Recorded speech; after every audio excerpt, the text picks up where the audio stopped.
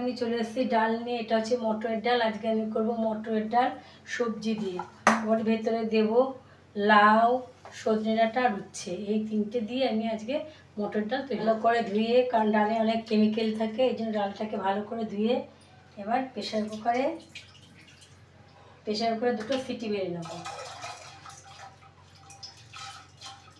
ধরার সময় ডালের ভেতরে দিয়ে দেবো কটা কাঁচা লঙ্কা।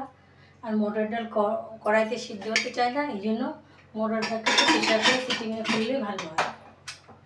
বাটি করে লাউ আর সজনে ডাঁটাকে একটু সিদ্ধ করে নিয়েছি, তার মধ্যে নুন আর হলুদ দিয়ে দিলাম।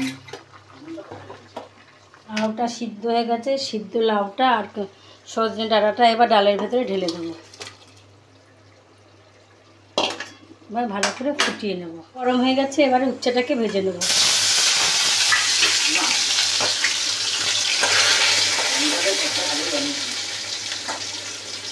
উচ্ছেটা ভাজা হয়ে গেছে, এবার উচ্ছেটাকে ডালের ভেতরে দিয়ে দেবো। মধ্যে শুকনো লঙ্কা, সর্ষে আর কালো জিরে ফোড়ন দেবো।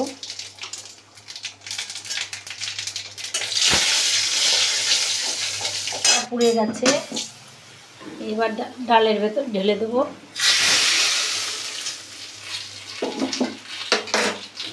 আর নামানোর আগে দেবো একটুখানি মিষ্টি, আর নামানোর আগে দেবো একটু মিষ্টি।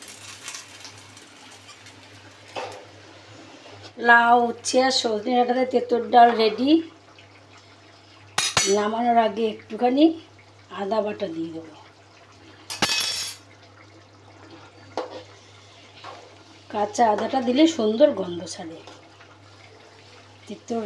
তেঁতুর ডাল রেডি।